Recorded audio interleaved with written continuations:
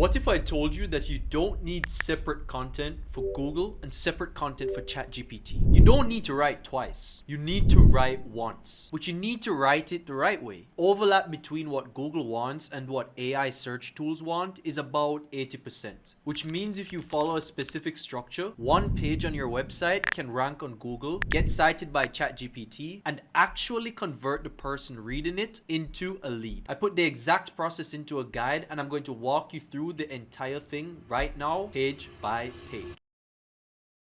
So welcome to the content creation and optimization masterclass for local and AI SEO. So who am I? So my name is Matthew Johnson. I'm the co-founder of AMS AI, and I've created and scaled my own marketing agency to multiple six figures and then proceeded to serve as a CMO of an Amazon agency where we work with some of the largest names in the e-commerce industry, such as Ridge Wallet, Hexclad, BK Beauty, the Woobles, Walkies, Lonely Planet, etc. Right? During my tenure, the company's client base tripled from 15 to about 45 active clients. This isn't including one-off deals and opportunities generated outside the business as well. And I now work with my partner and co-founder Justin with helping SaaS e-commerce and local businesses to 3x their traffic through AI search, which will in turn 3x the amount of leads that they're getting for their business. You can check out all of my socials here. I'll leave it in the document.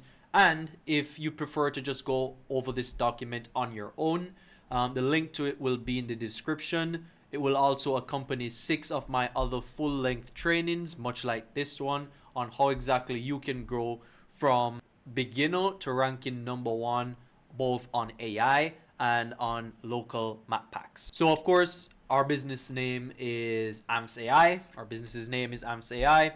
And we get ChatGPT to recommend your business when people ask for your service.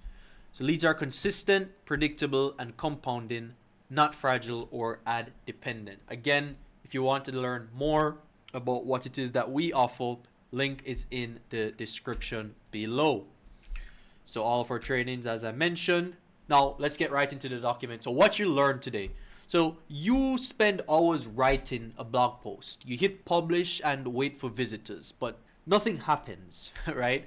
Your content sits invisible on page 10 of Google where nobody will ever find it, if most of you even have a GBP in the first place, which we'll get into. But this happens because most people write content without understanding how search engine. They focus on what they want to say instead of what people are actually searching for. Now, this guy teaches you how to create content that ranks. So you learn how to research keywords, structure your writing, optimize every element, and make your content irresistible to both search engines and real humans. So these strategies, of course, work for any business, whether you're a plumber, lawyer, online store, software company, attorney, pest control, roofers, HVAC, etc.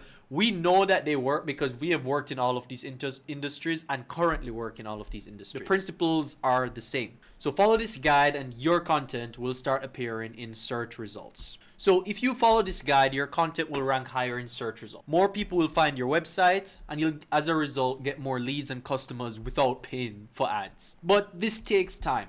SEO isn't instant. You'll typically see results in about 3 to 6 months. Some of our clients see results even before then, but those are special cases. The only thing is, unlike paid ads that stop working when you stop paying, SEO compound. Content you create today brings customers for years. Everything in this guide is action. So each section includes steps you can implement within 24 hours in order to see results. You don't need technical skills or expensive tools. If you can write an email, you can do this. This guide gives you everything needed to do this yourself. However, if you want help, we offer services at the end.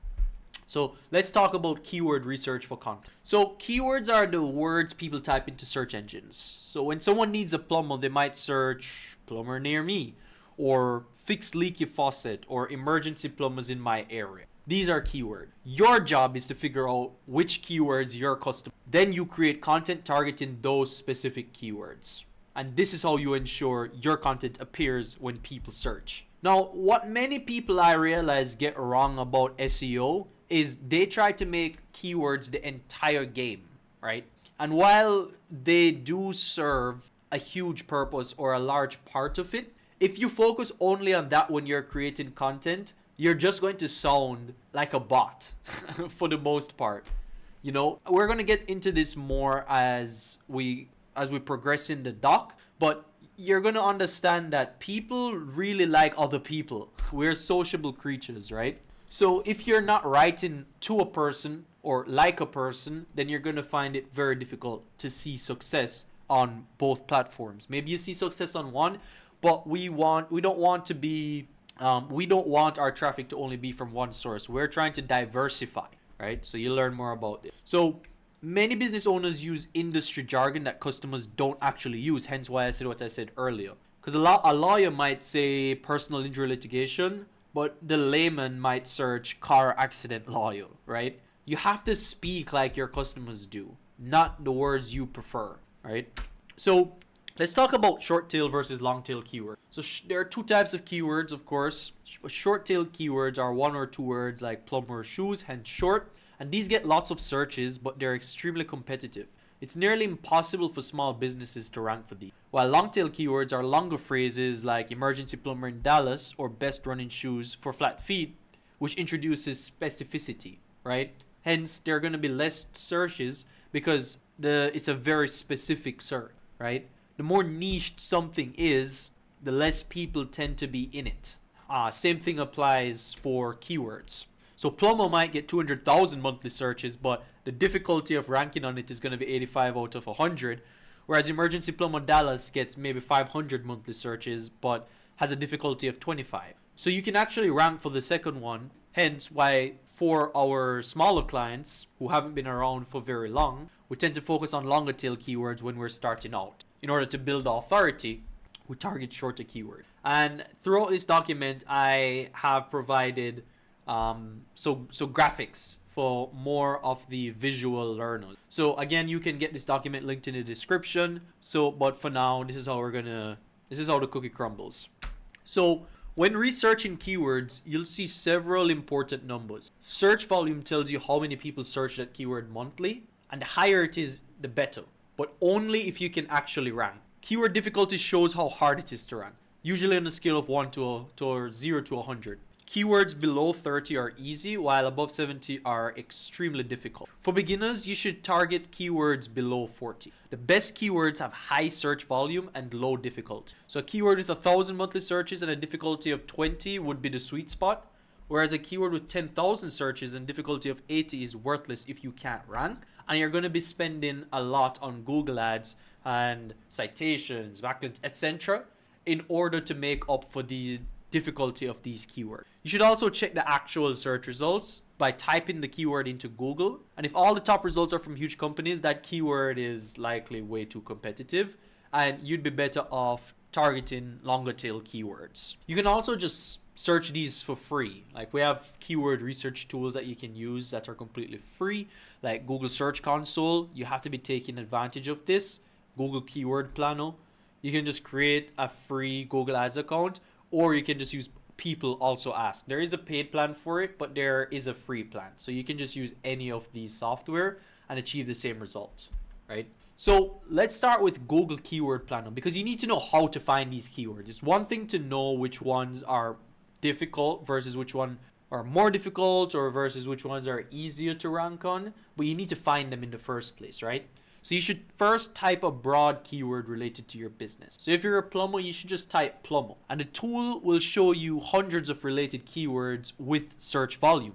You should look for keywords with at least 100 monthly searches. Export promising keywords to a spreadsheet and then search each keyword on Google. Look at the top 10 results. Are they all huge companies or smaller businesses like yours? And then based off of that, you can check keyword difficulty using Ubersuggest or Moz. Make a list of 20 to 30 keywords with decent volume, low difficulty, and relevance to your business. Don't just rely on tools. Think about questions customers ask you. What problems do they mention in emails or calls? These real questions often reveal keywords that tools, and this is also going to segue into how we do this for AI, for LLMs. So most businesses target obvious keywords, creating intense competition. Smart businesses find keywords competitors overlook. These hidden opportunities bring traffic with less effort. So look at People Also Ask in Google searches. Each question is a potential keyword. These questions reveal what people actually want to know. You can use Reddit or Quora. We really like to use Reddit because it's more natural language and you know that it's more of a human interaction. This is actually what people want. This is actually how they speak and how they ask questions. And they will reveal search term keyword tools would normally miss. You can also do the good old competitor analysis websites to find gaps by using stuff like Ubersuggest to see what keywords they target. And you should look for topics they haven't covered. That's your opportunity. Think about specific customer problem. What do they struggle with? Turn these problems into keywords and create content around them. So here's a keyword opportunity. So now you can just create a spreadsheet with columns for keyword, search volume, difficulty, intent, and content type. This organization makes content planning easier. Group related keywords together. And if you have 5 keywords talking about fixing leaky faucets, you don't need 5 separate articles to do that. Everything can be done in one. Just create one comprehensive guide targeting all of them. Categorize keywords by search intent, which we went over in our previous video. So if you'd like to see that, I'll leave the link here. Informational keywords need educational content. Commercial keywords need comparison content. Transactional keywords need service or product pages. Prioritize keywords into quick wins and long-term goals. Quick wins are low difficulty keywords you can rank for within months. Long-term goals are harder keywords that take longer but bring more traffic. Start with quick wins to build momentum and see results fast. It's not a sprint, guys. It's a marathon, is essentially what I'm saying. So let's understand search intent. So search intent is the reason someone types something into a search engine. If you understand search intent, then you're going to understand how exactly you can meet that intent through strategic content creation. If someone is searching how to fix a leaky faucet and they want a tutorial, you shouldn't give them a sales page. If someone's searching for emergency plumber Dallas, they want to hire someone immediately, hence the word emergency. They don't want to read a blog post. Google is extremely good at understanding intent. If your content doesn't match what people want, you won't rank no matter how well optimized your page is. Matching search intent is a difference between ranking on page 1 and not ranking at all. Before creating any content, you must understand what the searcher actually wants. So there are 4 types of search intent. We have informational intent, which means someone wants to learn something. We have navigational intent, which means they're looking for a specific website. We have commercial intent, which means they're researching before they're buying. And we have transactional intent, which means they're ready to buy now. The significance of knowing all of these types of intent is, as I said previously, that we are able to optimize around all 4 of them. So it's never going to be a case where there are going to be 4 different types of search intent, 4 different types of people, and we don't have content for each and every one of them. This is the real goal of content creation. We are just trying to meet a supply, or we are just trying to supply the demand, right? They need this type of information, so we create that type of information for them, whether it's informational, navigational, commercial, or transactional. So the easiest way to identify intent is to look at the keyword itself. How-to keywords are informational. Best or top keywords are commercial. Buy or near me keywords are transactional. But the best method is to actually search the keyword on Google. You should look at what's currently ranking. If the top results are all tutorials, then the intent is informational. If they're all product pages, the intent is transaction. Google shows you exactly what type of content it wants to rank for each keyword. Don't fight it. If Google ranks tutorials for a keyword, create a tutorial. If it ranks product pages, create a product page. Pay attention to SERP features too. If Google shows a featured snippet, people want quick answers. If it shows a local map pack, they want local business. You should just use the information that Google is already giving you. You don't need to reinvent the wheel. Now that we know the type of intent, we can just create content to match that. Where it's just playing a matching game, right? For informational keywords, we write comprehensive tutorials or guides. We include step-by-step instructions, images, and examples. For commercial keywords, we create comparison content. We compare different options, list pros and cons, and help people make informed decisions. Include your product or service as one option, but be honest about alternatives. For transactional keywords, create service or product pages. Include clear descriptions, pricing, benefits, testimonials, and a strong call to action. Make it easy for people to buy or contact you. Don't try to force a sale on informational content. If someone wants to learn how to fix something themselves, teach them.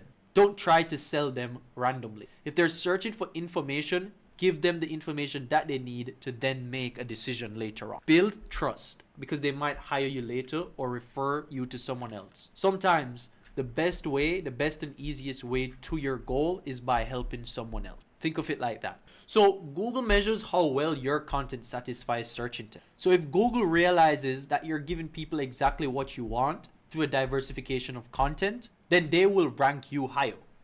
It's as simple as that. Give Sally what Sally wants. I remember someone whose course I took once said that, and it just made so much sense to me. Why would you sell someone who wants bread meat? That doesn't make any sense. Similarly, if someone is looking for information, don't try to sell them on a product or a service. They might do so eventually. They might want your service or product eventually, but by doing it prematurely, you're going to come off as someone disingenuous, right?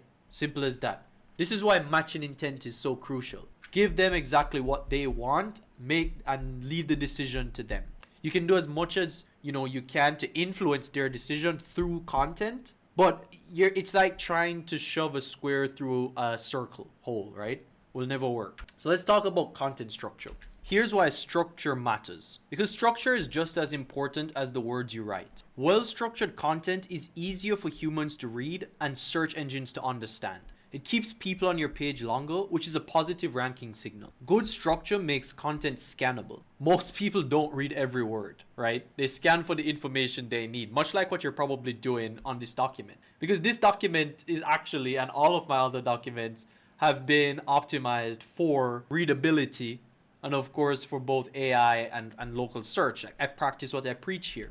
Search engines also use structure to understand your content. It's something that becomes ingrained into you actually. So header tags, which are H1, H2, H3, tell search engines which parts are most important. Proper structure helps search engines index your content correctly. Poor structure confuses both readers and search engines. Long walls of text with no breaks are hard to read. Content without clear sections is hard to understand, which is why structure isn't optional. So every high-ranking piece of content follows a similar structure. It starts with a compelling headline, which is an H1 tag, that includes a target keyword and makes people want to click. The introduction comes next. The first 100 words hook the reader by identifying their problem and promising the solution. This is where you convince them to keep reading. The body is broken into clear sections with H2 and H3 subheading. Each section covers one main idea. Paragraphs should be short, usually about 2 to 4 sentences, and important points use bullet points or numbered lists. The conclusion summarizes key points and includes a clear call to action.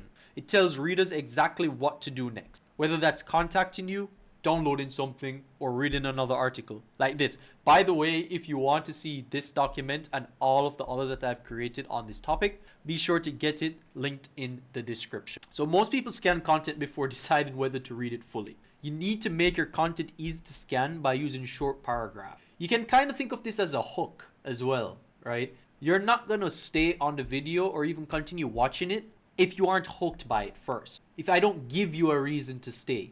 It's the same thing with creating scannable content. So try to keep them to 2 to 4 sentences max. Use bullet points and clear structuring. So as you can see on this document, for example, there are clear line breaks. There isn't a fluff of information, 200 to 300 characters or something. No, we want it to be short, easy to consume, digestible sentences, and then supplemented by images, which we'll get into later. And then of course, use of maybe analogies, right? It's a good example. So one idea per section. So each section of your content should focus on one main idea. You shouldn't try to cover multiple concepts in just a single section. This slide is a good example. It's a masterclass for a reason, right?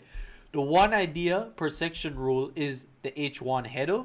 And then there's the sub content, which is all of the information in the body that you can see here. And then below that is going to be an image in order to create a pattern break to keep you continuously engaged throughout the entire document. You need to understand how to use header tags correctly while you're doing this for SEO, of course, because you should only have one H1 per page. So there should only be one clear main idea. And it should include your target keyword. H2 tags are your main section headings, and then H3 tags are subsections under H2s. You can have multiple H3s under each H2, but only one H1. Don't skip levels, by the way. Don't go from H2 to H4. Follow the hierarchy. H1, then H2, then H3, then H4. because this helps search engines understand the relationship between different parts of your content. So your headline is the most important part of your content because it's the main idea and it serves as your hook, right? If people don't click your headline in their search results, then it doesn't matter how good your content is if it's not being watched. It's the same thing as a title for YouTube or a thumbnail. If the title wasn't good or the thumbnail wasn't good, then you wouldn't click on this video. It's as simple as that. That means it's not good enough. Hence why we put so much importance into iterations until we find that, hey, this is what's working, this is what we need to do. The headline is also your H1 tag, which is important for SEO. Search engines give significant weight to the H1. It should include your target keyword, preferably near the beginning, right? So headlines are just as crucial, if not the exact same as a hook, right? Or a title or a thumbnail on a YouTube video, which is a good way to look at it. There are many professional writers, copywriters, authors, etc. that spend as much time on the headline as they do on the entire article. It's that important. So the best headlines follow proven formula. The most effective formula is number plus adjective plus keyword plus promise. So for example, 7 proven ways to fix a leaky faucet in under 10 minutes. This formula works because it's specific. The number tells people exactly what to expect. The adjective, proven, easy, simple, best, adds credibility. The keyword ensures it matches search. The promise tells them what they'll achieve. Another effective formula is how to plus desired result plus keyword. For example, how to rank first on Google with SEO content. This works for informational keywords where people want to learn. Question headlines also work well. What is the best way to fix a leaky faucet? These match how people actually search and create curiosity. So power words create emotion and urgency. They make headlines more compelling. Words like ultimate, complete, proven, easy, fast, and guaranteed increase click-through rate. Other effective power words might include secret, hidden, surprising, shocking, essential, critical, and must know. These create curiosity and make people feel they might miss something important if they don't click. Don't overuse power words. 1 or 2 per headline is enough. Too many make your headlines sound like clickbait, which hurts credibility and can lower your rankings if people click and immediately leave. So for headline length and keyword placement, ideally you want to keep headlines between 50 and 60 characters. This ensures they don't cut off in search results. If your headline is too long, Google will truncate it with ellipses and people won't see the full message. Place your target keyword near the beginning of the headline when possible. For example, SEO content creation, 7 proven strategies is better than 7 proven strategies for creating SEO content. The keyword first version performs better overall in search, but don't sacrifice readability for keyword play. Test different headlines as well if possible. Some tools let you A/B test headlines to see which gets more clicks. Small changes can make a huge difference. Your headline has to match search intent. If someone searches how to fix a leaky faucet, your headline should clearly indicate you're teaching them how to do it. How to fix a leaky faucet in 5 easy steps is perfect. Don't use clever headlines that don't make the benefit obvious. The drip stops here, a faucet story. Might be creative, but it doesn't tell searchers they'll learn how to fix their faucet. They'll skip it. For commercial intent keywords like best plumber in Dallas, your headline should promise a comparison or list.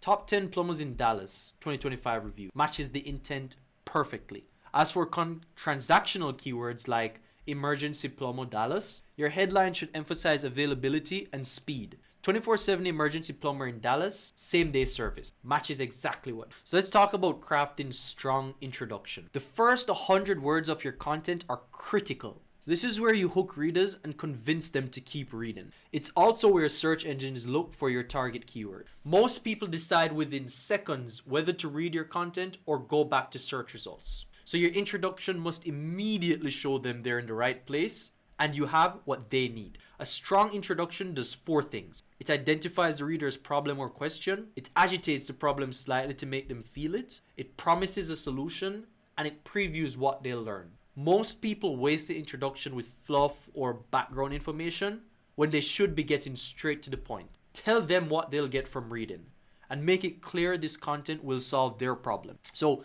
here's a formula that I'm going to give you for the hook. The most effective introduction formula is problem, agitate, solution, preview. Start by stating the reader's problem in their own words. You've published content, but nobody finds it. Then agitate the problem slightly. You spend hours writing, but your content sits invisible on page 10 of Google. Meanwhile, your competitors get all the traffic. This makes them feel the pain. Next, promise the solution. This guide shows you exactly how to create content that ranks on page 1. This gives them hope and a reason to keep reading. Finally, preview what they'll learn. You'll discover how to research keywords, structure content, and optimize every element. This sets expectations and shows the value they'll receive. Your target keyword should also appear in the first 100. This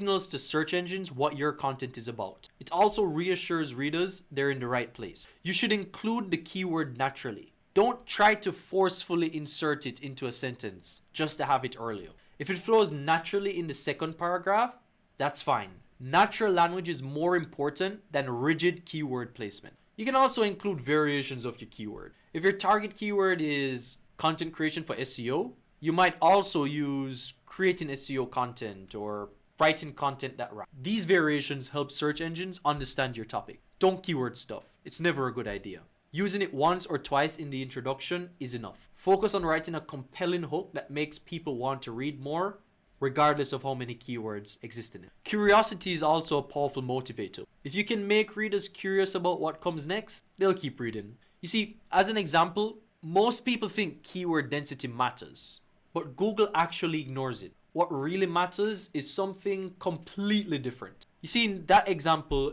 I'm creating a curiosity gap because readers want to know what really matters. You can also use specific numbers or results. This one change increased our traffic by 347% in 90 days. Specific numbers are more believable than vague claims and create curiosity about what the change was. You can also, or you should set expectations. Your introduction should set clear expectations about what the content covers. Tell them exactly what they'll learn. In this guide, you'll discover how to research keywords, write compelling headlines, structure content for maximum impact, and optimize every technical element. You should also tell them what they won't learn, if relevant. This guide focuses on content creation, not link building or technical site speed, or something I even learned earlier.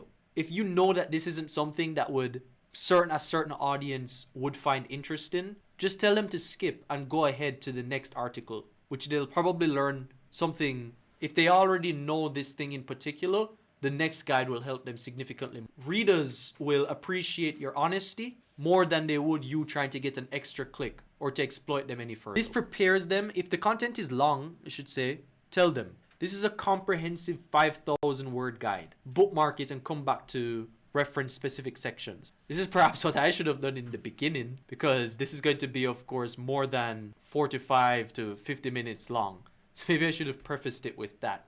But if you're still here, in for a penny, in for a pound. This should prepare them for the length and positions it as a valuable resource. So let's talk about writing body content. We've already gone past the hook and the introduction. Now it's the meat of the matter. So the conversational writing style seems to be the most effective based on analytics and just overall data for not only ranking on local, but also for ranking on AI. You should write like you're talking to a friend. Use you and I instead of one or people. Say you'll learn instead of readers will learn. This creates a connection and makes content more engaging. Avoid jargon and complex language. If you have to use technical terms, explain them in simple words. The mark of a true master is in being able to break down what's complex to actually sound simple. So if you know your topic well enough, you should be able to explain it at a 5th grade reading level or lower.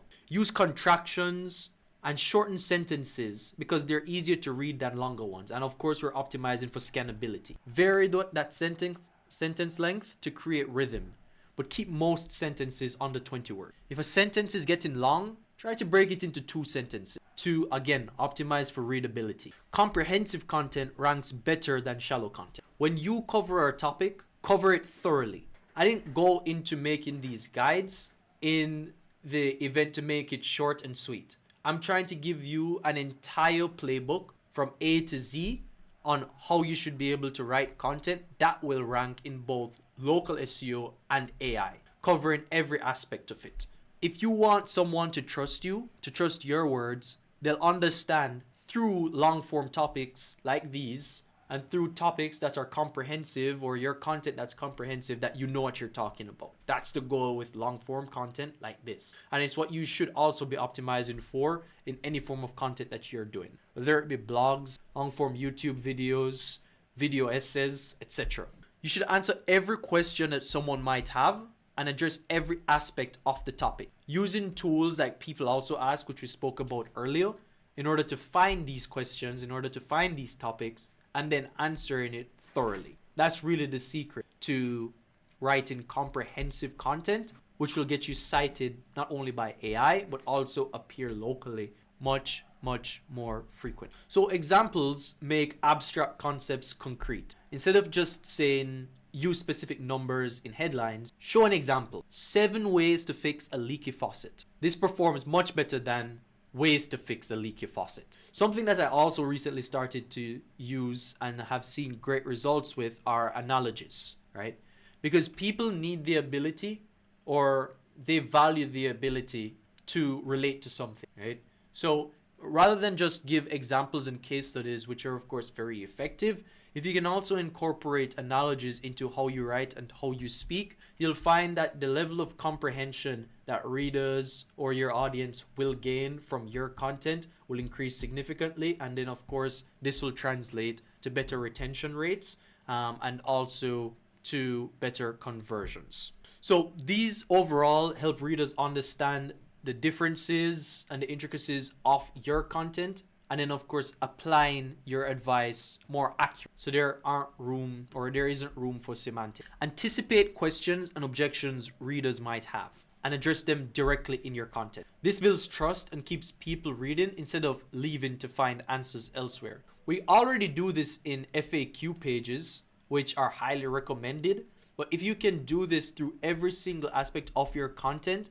then you're pre-handling objections, getting those out of the way, and making the eventual transactional intent much easier to follow through with. So common objections include, this won't work for my industry, or I don't have time for this. This sounds too complicated. And it's very easy to address these head on if you know your market. So for example, for my market, AI SEO won't work for my industry. Well, we've done this in multiple other industries similar to yours. If you're in the local business space, we've done it for attorneys, we've done it for HVAC, for plumbers, for pest control specialists, for dentists, for med spas, for roofers, for real estate, etc., etc. Right? So this is my way of pre-handling the objection that maybe you had prior to me saying that this won't work for you, right? Even in a niche as obscure as signage companies. Addressing objections also helps with conversion. If you're trying to get people to hire you or buy something, removing their doubts makes them most likely to take action, as mentioned. Every section of your content should maintain the same quality level. Don't start strong and then rush through the end.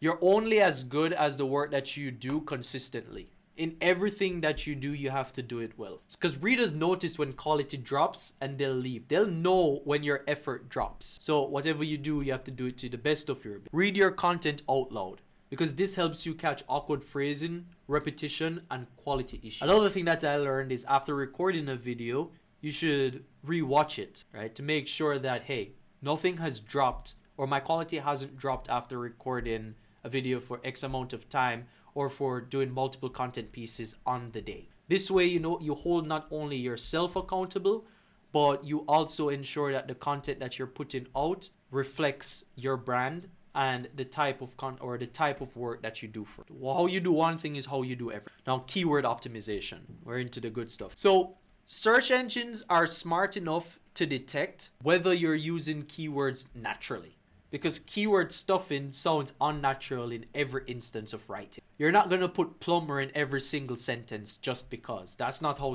people speak, right? So you shouldn't do it while you're writing either. Your primary keyword should appear in your H1 headlines, which, if you remember the hierarchy, is at the very top, and you can only have one of these. And it should appear in the first 100 words, which would be the introduction, in at least one H2 subheading, which would be, of course, the introduction, and naturally throughout the body. That's enough. Don't force keywords into every paragraph. If you're writing naturally about your topic, keywords will appear automatically. So you don't have to mention faucet in every single sentence of a plumbing blog. You don't have to mention car accidents in every single aspect of your law firm's personal injury blogs, right? There's no need to do that. If you're speaking about the topic and you're knowledgeable enough about it, the keywords will appear naturally. If you have to awkwardly insert a keyword, don't do it. And you know exactly what I mean when I say awkwardly doing it. Natural language always beats keyword optimization. Search engines prioritize user experience over keyword density, always. Semantic keywords are related terms and variations of your main keyword. If your target keyword is content creation,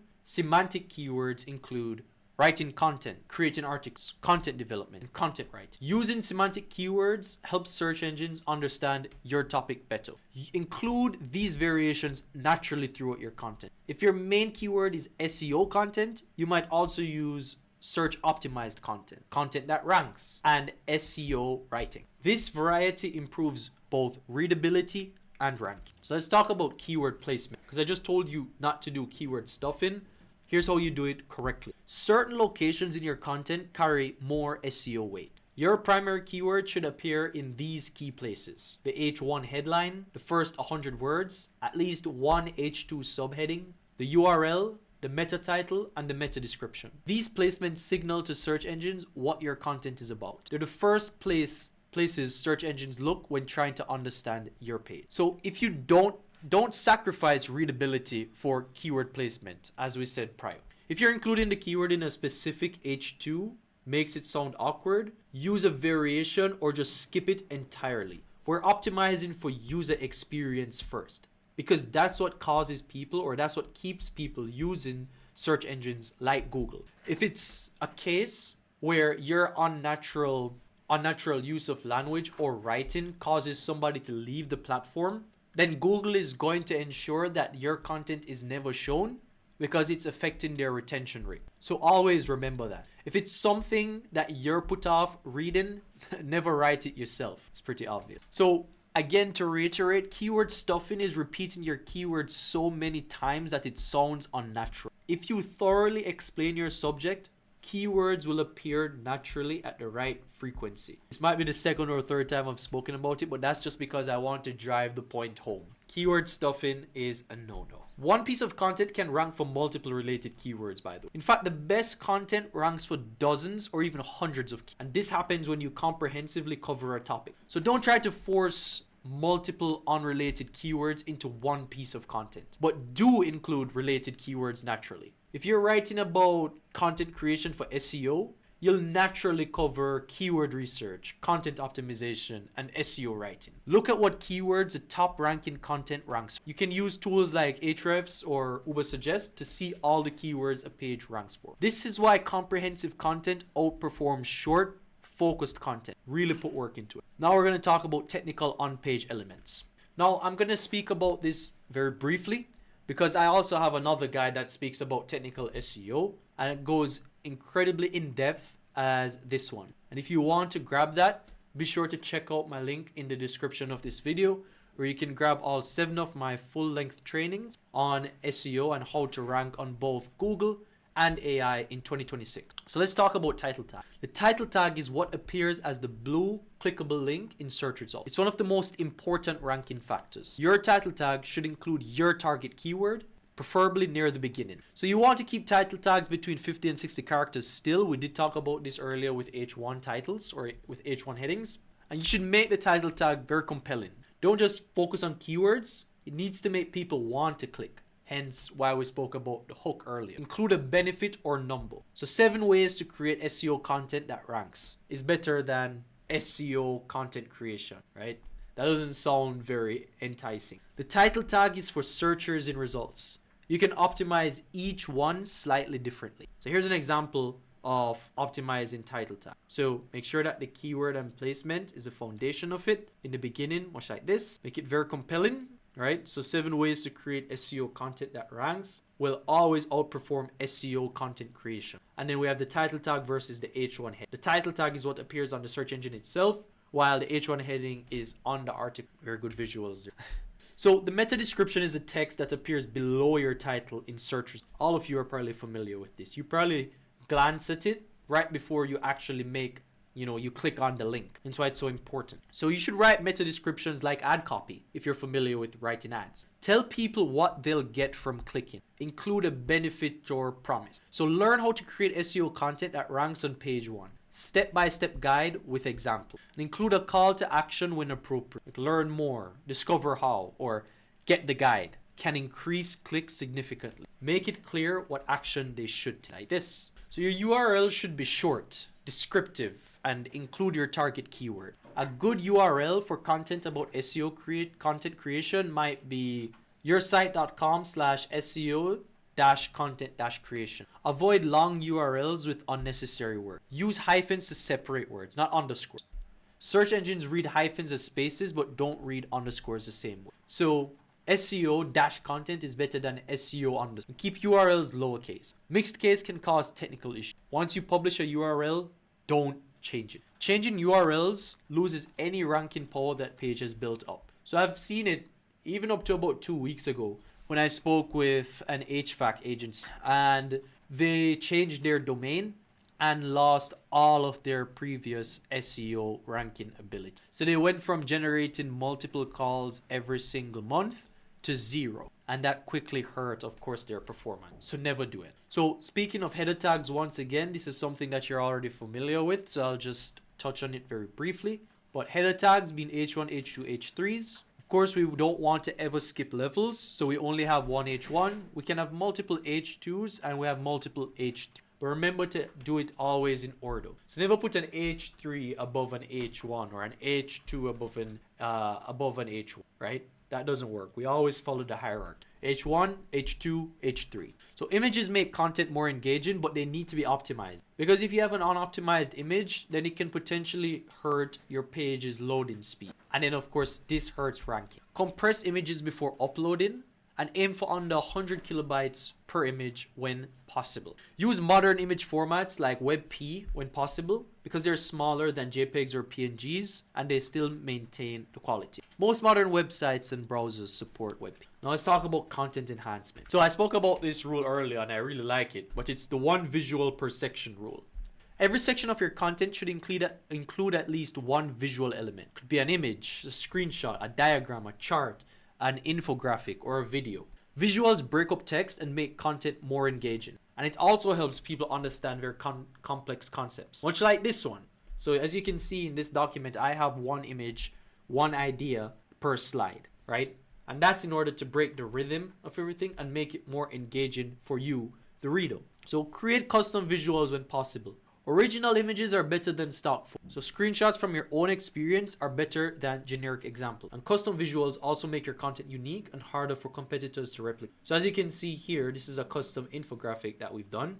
And this way you're not only, it breaks down the topic to be a bit more digestible, and it's also appealing to more visual learners. So 2 birds with 1 stone. And I'd say this is pretty unique. So screenshots are powerful for tutorial content. If you're explaining how to use a tool or complete a process, show screenshots of each step so that the client or the reader can follow along. This makes instructions crystal clear. Keep screenshots current, so if a tool's interface changes, update your screenshots accordingly. If you know that you're demoing a tool that has had changes since, 2020, changes in UI UX, then you need to update those images accordingly, lest you risk confusing viewers or readers. So always remember. Also adding videos to content. So embedding videos in your content increases engagement and time on page. Videos are especially effective for how-to content and product demonstration. You don't need professional video production. It's very nice though, as you can see. A simple screen recording with voiceover works great for tutorials. A smartphone video works for demonstration. You can host videos on YouTube, then embed them in your content. So some of my previous lead magnets and this one as well, once this video is finished, will be available not only on YouTube, but you could also find it within this document as well. So for readers who would prefer to watch, they can watch it. For readers who would prefer to read, for viewers who would prefer to read, vice versa, then we also have the option of reading it. Maybe I should also do an audio for viewers who only prefer to listen, right? Yeah. So infographics, much like these that I have here, present information visually. They're great for processes, statistics, comparisons, and timeline. People love sharing infographics, which can earn you backlinks. You don't need design skills. Tools like Canva have infographic templates you can customize. Choose a template, add your information, and export. Keep infographics simple. Don't cram too much information into one graphic. Focus on one main idea or process, much like with your slides or your content. Include your website URL on the infographic so that when people share it, you get brand exposure and potential backlinks. Make the URL small but visible. So here's a good example of, of course, my info, right? And then how exactly you'd be able to do this for yourself. Nowadays, we have AI tools that will also be able to do this for you.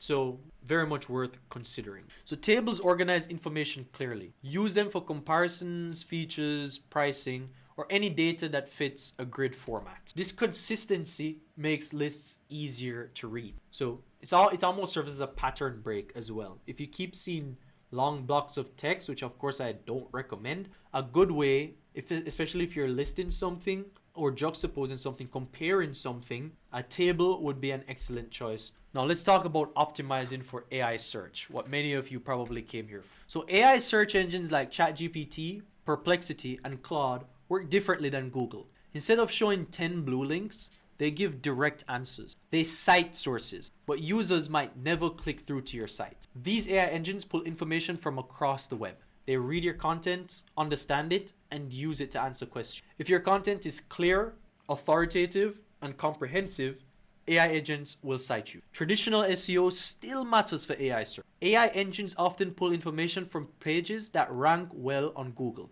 If you rank on Google, you're more likely to be cited by AI. However, AI engines also value different things. They prefer clear, structured information. They like content that directly answers questions. They favor authoritative sources with good reputation. Ranking on Google has a direct impact on how well you rank on LLM. They work hand in hand, especially for local businesses. If you try to rank on AI without first making the effort onto Google, you're skipping your foundation and you will inevitably slip. You need Google to rank on AI as a local business. This is a non-negotiable. So let's talk about structuring content for AI.